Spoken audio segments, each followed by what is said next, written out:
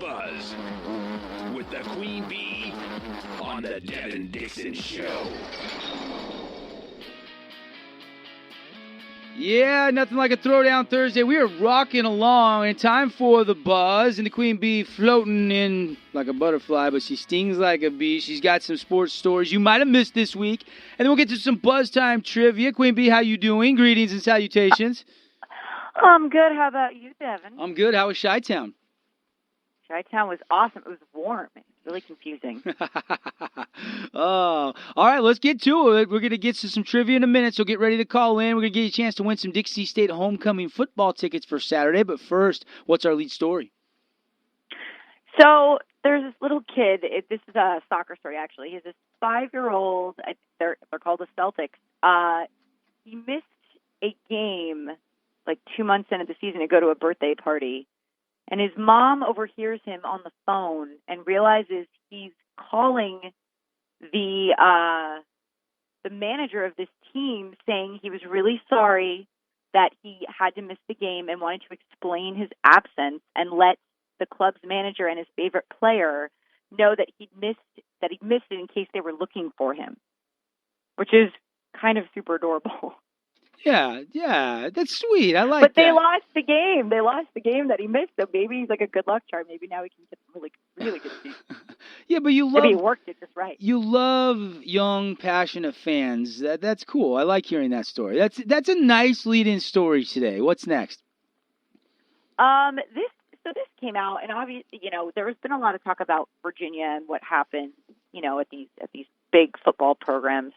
This story kind of shocked me. He's alleging a culture of hazing, obviously. I've heard some really bad things from different schools, but naked wrestling matches and staged fights. Uh-oh. I'm like, whoa. I mean, I've heard some messed up stuff about certain schools, but naked wrestling matches and staged fights, that's kind of, it makes me cringe, kind of. And the football program, after he filed a complaint and said he wanted to leave, they allegedly ignored him for a week until his father actually asked that they release him from the program. Well, I think maybe this is a big part in why they went out and got BYU former head coach Bronco Mendenhall, that maybe they just needed somebody that would come in and, get a handle on this whole culture that was there at Virginia. I don't know a lot about this story, to be honest with you, but I do know they went out and got him last year as the new coach. Yeah, it was a lawsuit filed in the U.S. District Court last week that this had gone down. So the guy's actually taken to the courts that all this happened. So a lot of things I think are going to come out that are people just like, that's awkward. All right, naked wrestling. We have any other naked stories today? Just curious. Yeah, yes, we do. Well, it's not naked, but that shirtless. So obviously people are watching baseball, the playoffs. So when the Blue Jays were trying to rally on the Indians, clearly did not happen. There was a great moment when a shirtless special human ran to the field. Idiot. He was attempting to inspire that rally. Did you see this? I heard. I was listening on the radio, and they were talking about it, but I didn't see it. I wasn't watching. I was listening. He's kind of windmilling around, and then they just kind of catch him. I don't know if he was too drunk and slow, or didn't care. But Canadian fans, you need to go back to the tundra you live in, with the snowstorms keep you warm, and now that hockey's here, you can be happy, because clearly baseball, you don't know how to behave. Oh, all right, the Buzz of the Queen Bee. We've got a couple more stories, and then get ready to call in for some Buzz Time trivia. And let's go, we got a UFC story today. What do we got here? We do. So Daniel Cormier and Anthony Johnson were on a Canadian, I don't know what's going on with Canada, a Canadian morning show to promote the upcoming, UFC fight in Toronto. Everything was fine. But then the host accidentally fed Johnson some intel about Cormier's knee injury that he was not aware. She's like, oh, yeah, everybody kind of been talking about it. And Johnson's like, I didn't know about this. I don't check up on media before a match, but thanks for the info. And Cormier looked so pissed off, which obviously is right to be, but I mean, it was so awkward. It was painful. I had to turn off the interview. It was painful to watch after. Well, yeah, but Anthony Johnson could be just posing there. He could be like, oh, I had no idea. And then Cormier's like, what? Either way, it was so awkward. Yeah, I'm sure it was. Why do you interview Like, I get it, like, here in St. George, when I remember an interview I did with when Blake Barney and Ty Rutledge were both quarterbacks, and they were playing each other that week. One for Dixie, one for Desert Hills. Brought them in. We did the interview together. And a lot of these local kids, they play against each other over the years. They become friends and just shoot up against each other on a Friday night. But UFC, why are you interviewing them both at the same time anyway? Wouldn't you want to together, right? One-on-one? It just seems weird, right? Yeah, it does. It seems really weird. It's like you're not having Odell Beckham Jr. and Julio Jones interviewed at the same time when the Atlanta Falcons are playing the New York Football Giants. You just don't see that, right? Unless it's like some. No, I'm still confused why the agents let this happen. I don't know. Well, I'm sure that won't happen again. Kudos to the guy that got the interview and got them both at the same time. Heck of a reporter. Yeah, seriously. And then made it awkward. Yeah. Just doing his job. A little awkward. Yeah. Yeah. Hey, how's that knee? You think Anthony Johnson's going to really attack that left knee with a leg kick over and over and over? Oh, so bad. And the woman that was interviewing them, she literally cringed. Really? She just you could see her just like fold up into herself. Like, oh my God. I almost felt bad for her because she just stuck her foot in her mouth so badly, and she even basically was like, I just screwed up really badly. All right, let's move on. Okay, a couple more stories. This one, the NFL and, kind of all the rules about the protocols about the league brain damage, like all the protocols they've put in place, they had to release, it's the NFL and the NFLPA, they had to release a joint statement explaining why Cam Newton wasn't removed from a game after, to be evaluated for symptoms of brain damage after taking multiple blows to the head back in week 1.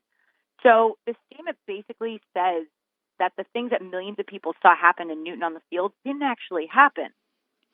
So they're coming up with all these excuses, but I'm going, then these protocols are completely meaningless because they're saying, well, he has no symptoms, but a lot of times these symptoms take a little bit of time to show up.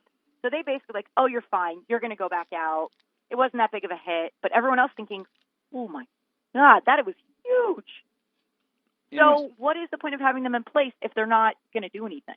That's my question. Yeah, I mean, you do have to take the decision out of the players' hands. These players are trained, and from their peewees to the pros, you don't come out. You play hurt. You play tough. You play to win. You help your team. Which is why you need someone to say, hey, right. No, exactly. Maybe you need a break.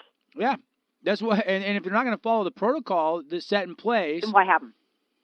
I don't know. Somebody didn't do their job there. A lot of people didn't do their job there. Oh, just boy. saying. Well, and obviously then Cam later on, just last couple weeks, had to go through the protocol again, and obviously that was his own doing because he nonchalanted into the end zone and took a hit he didn't need to take, and ended up missing a start because of it. So, yeah.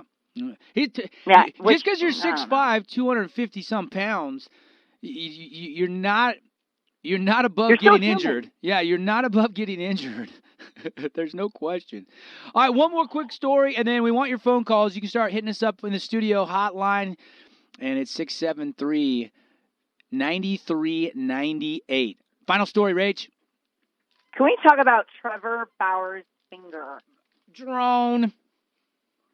The drone. But that's not, obviously Buddy saw basically kicked out off Halloween early by bleeding everywhere, and that he missed a game. He missed a couple of games because of what he did with the drone.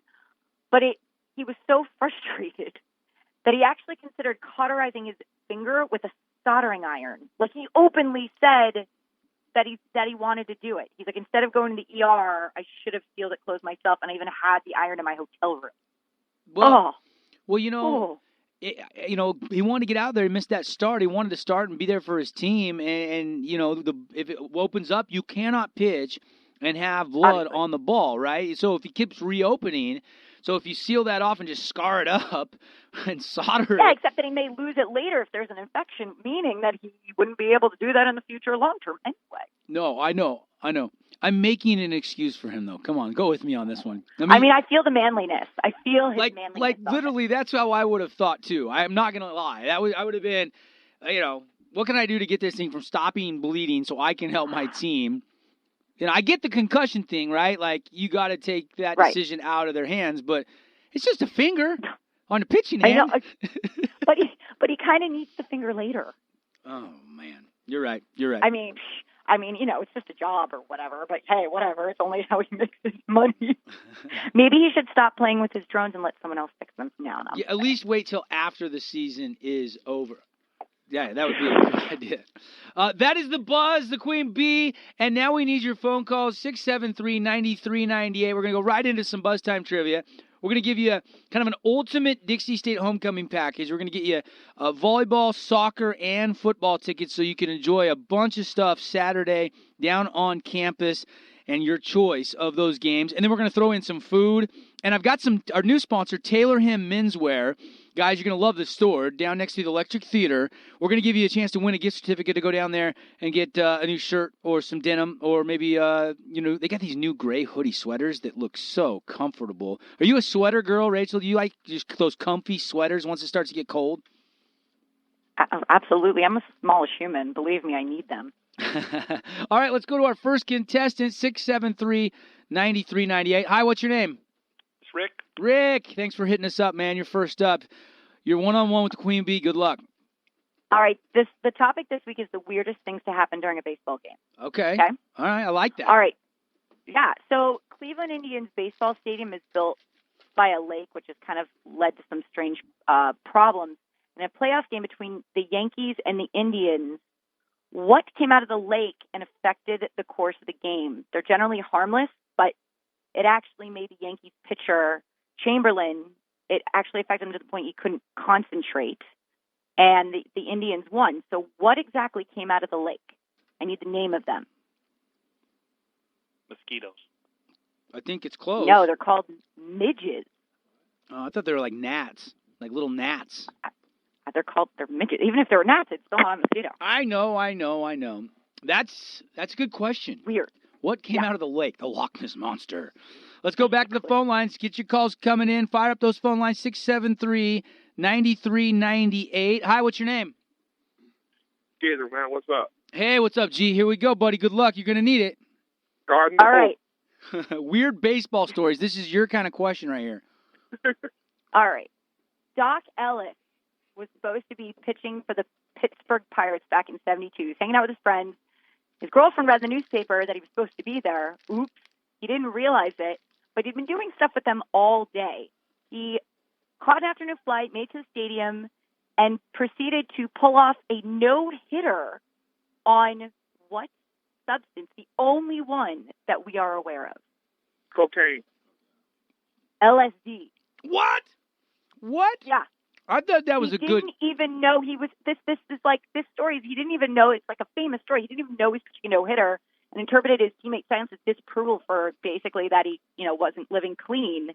But they were observing the age-old tradition of not speaking to a pitcher during a no-hit bid. Wow. And he was so out of it, he didn't even realize. Well, I was close. You were. Good guess, buddy. Good guess. Real good. All right, So I gave 72. That was tough. All right, let's go back to the phone lines. Our next contestant. Turn down your radio just a little bit for me. How you doing? Good. How are you? Good. All right, here you go. We're 0 for 2. Let's see if you can break the winless streak here. Let's do it. Dave Bresnahan, he was a minor league player and was kind of known for his practical jokes. He stayed up all night slowly carving what into the perfect replica of a baseball. And the next day, when there was a runner on third, threw the fake ball in the outfield. The runner came home and was tagged out with the real ball that he actually still had in his hand. And he was actually fired from the team soon after this. What did he actually carve to look like a ball? That is a pretty tough question. Got to be some kind of something that you could I carve. would say it's got to be some sort of wood. Maybe, but I don't know. So I'm going to go with something not quite as hard as wood. Okay. All right, a little clue. Not quite as hard as wood. But still hurts. It's got to be maybe like a round and firm. What else is round and firm? Well, he carved it to look like a baseball, so it doesn't mean necessarily round when it started. true. Like is it like a fruit? Carved out of plastic, maybe? No, it was actually a potato. Oh. That's a big potato. I know. Thanks for the call, man. Potato. Appreciate it. Man, you're ruthless right now, Queen Bee. I have, you know what? I have a couple that are definitely gettable, especially one. All right, that is, if you don't know, then I don't know. Let's go back to the phone lines. Hi, what's your name? This is Nate. Nate. All right, help us out here, Nate. You got All it. right, Nate. Bobby Valentine. Everybody knows he's always been a little eccentric, but Bobby. during the one game while he was manager of the Mets, he took it up to the next level. He got ejected for arguing, of course.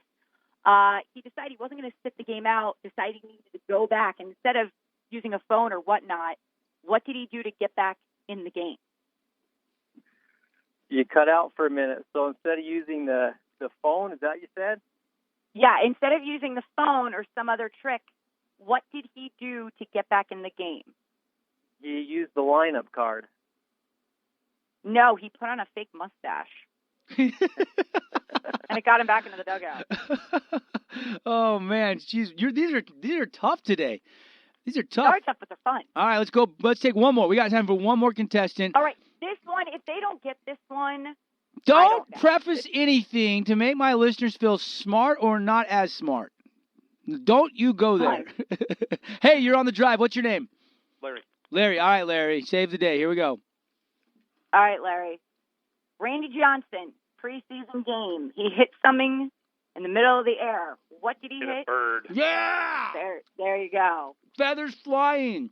Wasn't it like... Everywhere. One of my favorite videos of all time. Dude, wasn't there a famous actor? Was it Fabio that was on a roller coaster and a bird hit him and his face was all bloodied up as he was on the roller coaster? Reminded me of this. I don't know about this. Why do you know about that? Because I remember seeing the picture and his face was just all bloodied up. It was like the opening of some roller coaster or something. Google that. All right, Larry, you're a winner, man. We're going to get a nice little Dixie State prize package. Come get your tickets tomorrow so you can get to all the homecoming festivities. You can get you into everything. We're going to have a 4-pack for soccer. We're going to have a 4-pack for football. We're going to have a 4-pack for volleyball. You can go to what you can, give away what you can't. And then we're going to get you a $15 gift certificate to the new Taylor Hem menswear store now open next to the Electric Theater. All right, bud? Great. All right, good job, Larry. And that's all the time we have for the Buzz on a Throwdown Thursday. We'll talk to you next week, Rachel. Great job as always. See